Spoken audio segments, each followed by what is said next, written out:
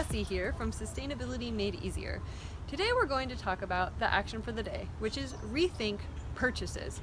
Rethinking a purchase is different from justifying a purchase. Our brain is great at coming up with all kinds of reasons why we really need whatever it is that we're about to buy, but you want to check that justification brain and really take a moment to think about the purchase you're about to make. Is the item you're about to buy something you actually need? Do you already have a similar item at your home or business that's serving a similar purpose that works perfectly fine? Are you going to need this item for a very short amount of time for a very specific purpose? If so, maybe you can borrow it from a friend instead of having to buy it yourself. Are you buying this thing because it's a great deal and it seems crazy to pass it up? It's totally okay to avoid purchasing something you don't need just because, even if it is a really great deal. Now, when you're thinking about purchases, you not only have to purchase the item, but then you have to transport it home, and when you get home you have to store it.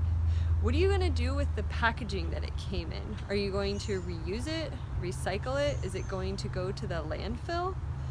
And once it's in your home, do you have the space to store it?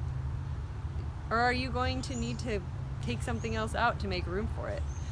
I have a friend who lives in a really small apartment in New York City, and before she buys anything, she thinks about how much she pays every month for each square foot of her apartment, and then thinks, is it worth X amount of money every month for me to store this thing in my apartment?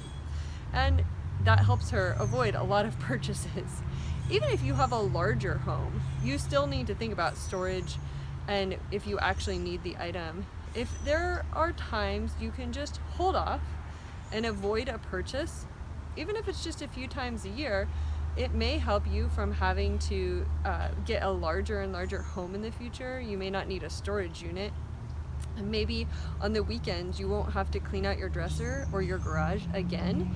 Maybe you won't need to be running to the thrift store to drop off things that were lying around your home that you're not using, or maybe you won't need to host a yard sale.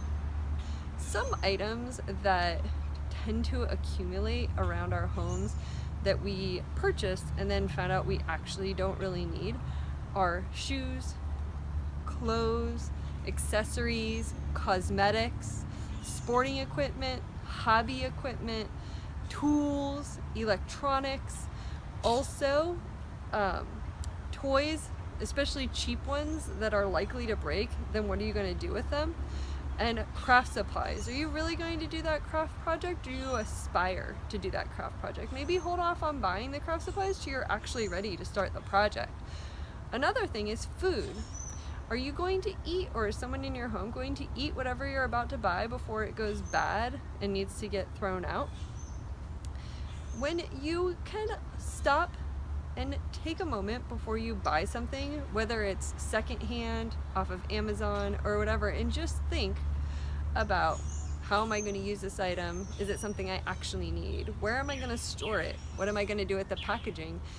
You might be able to avoid some purchases, and every purchase you avoid can help you, and it can help the environment. Thanks for watching. Bye.